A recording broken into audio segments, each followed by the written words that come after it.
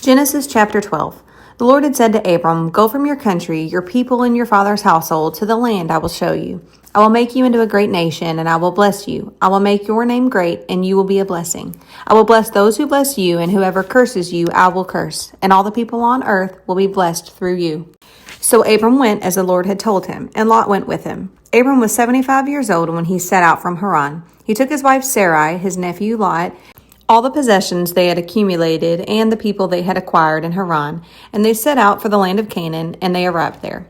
Abram traveled through the land as far as the site of the great tree of Moreh at Shechem. At that time the Canaanites were in the land. The Lord appeared to Abram and said, "To your offspring I will give this land." So he built an altar there to the Lord who had appeared to him. From there he went on towards the hills east of Bethel and pitched his tent, with Bethel on the west and Ai on the east. There he built an altar to the Lord and called on the name of the Lord. Then Abram set out and continued toward the Negev. Now there was a famine in the land, and Abram went down to Egypt to live there for a while because the famine was severe. As he was about to enter Egypt, he said to his wife Sarai, "I know what a beautiful woman you are. When the Egyptians see you, they will say, 'This is his wife.' Then they will kill me, but will let you live. Say you are my sister, so that I will be treated well for your sake, and my life will be spared because of you." When Abram came to Egypt, the Egyptians saw that Sarai was a very beautiful woman.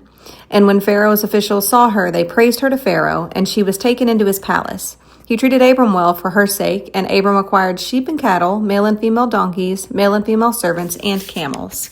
But the Lord inflicted serious diseases on Pharaoh and his household because of Abram's wife Sarai. So Pharaoh summoned Abram. "What have you done to me?" he said. "Why didn't you tell me she was your wife? Why did you say, 'She is my sister,' so that I took her to be my wife? Now then, here is your wife. Take her and go." Then Pharaoh gave orders about Abram to his men, and they sent him on his way with his wife and everything he had. Chapter 13. So Abram went up from Egypt to the Negev with his wife and everything he had, and Lot went with him. Abram had become very wealthy in livestock and in silver and gold. From the Negev he went from place to place until he came to Bethel, to the place between Bethel and Ai, where his tent had been earlier, and where he had first built an altar. There Abram called on the name of the Lord. Now Lot, who was moving about with Abram, also had flocks and herds and tents. But the land could not support them while they stayed together, for their possessions were so great that they were not able to stay together. And quarreling arose between Abram's herders and Lot's. The Canaanites and Perizzites were also living in the land at that time.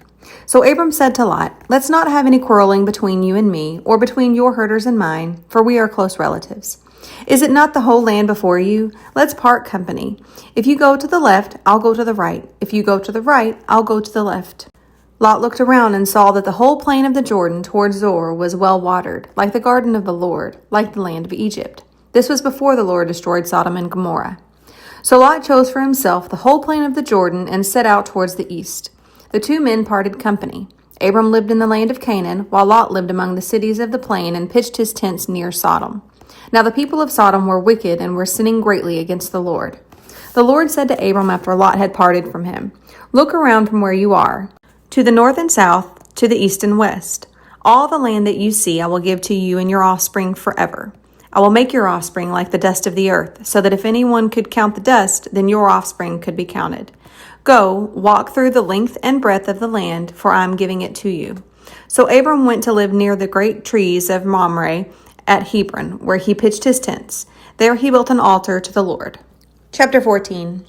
At the time when Amraphel was king of Shinar, Arioch king of Elasar, Kedorlaomer king of Elam, and Tidal king of Goyim, these kings went to war against Bera king of Sodom, Bersha king of Gomorrah, Shinab king of Admah, Shemeber king of Zeboim, and the king of Bela, that is Zoar.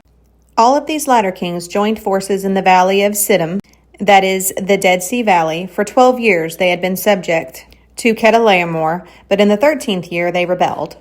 In the 14th year, Kedorlaomer and the kings allied with him went out and defeated the Rephaites in Ashtaroth Karnaim, the Zuzites in Ham, the Emites in Shaveh Kiriathaim, and the Horites in the hill country of Seir, as far as El Paran near the desert. Then they turned back and went to En Mishpat, that is Kadesh, and they conquered the whole territory of the Amalekites, as well as the Amorites who were living in Hazazon Tamar. Then the king of Sodom, the king of Gomorrah, the king of Admah, the king of Zeboim, and the king of Bela, that is, Zoar, marched out and drew up their battle lines in the valley of Siddim against Kedorlaomer, king of Elam, Tidal, king of Goyim, Amraphel, king of Shinar, and Arioch, king of Elasar. 4 kings against 5. Now the valley of Siddim was full of tar pits, and when the kings of Sodom and Gomorrah fled, some of the men fell into them, and the rest fled to the hills. The 4 kings seized all the goods of Sodom and Gomorrah and all their food. Then they went away. They also carried off Abram's nephew Lot and his possessions, since he was living in Sodom.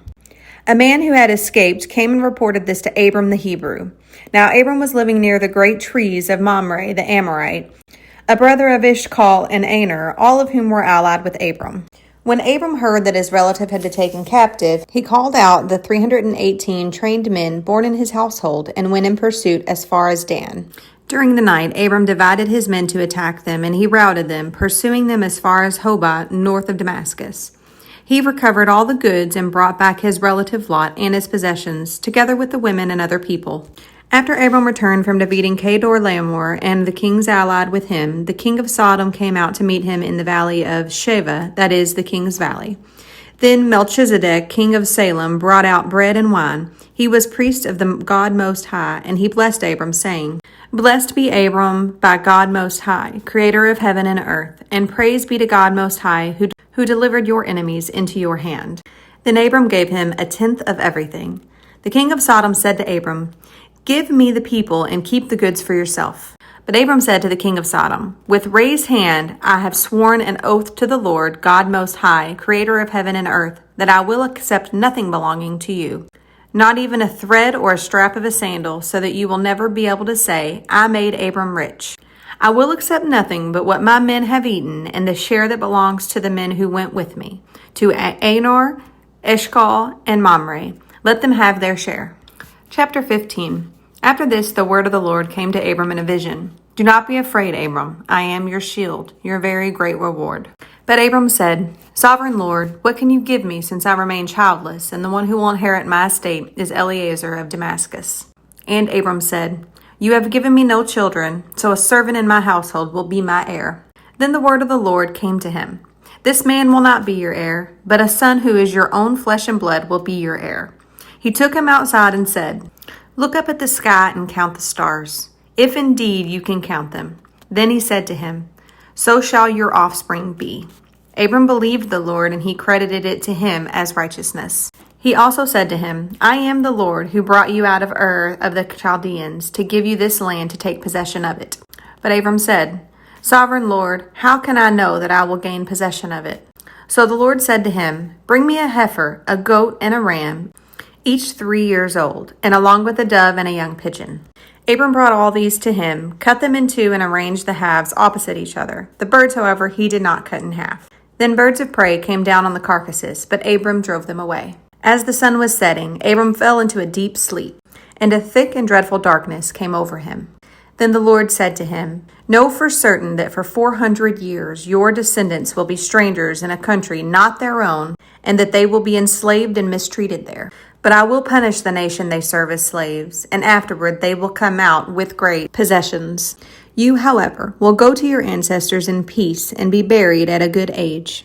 In the 4th generation your descendants will come back here, for the sin of the Amorites has not yet reached its full measure. When the sun had set and darkness had fallen, a smoking firepot with a blazing torch appeared and passed between the pieces. On that day the Lord made a covenant with Abram and said, To your descendants I give this land, from the Wadi of Egypt to the great river, the Euphrates, the land of the Kenites, Kenizzites, Cadmonites, Hittites, Perizzites, Rephaites, Amorites, Canaanites, Girgashites, and Jebusites.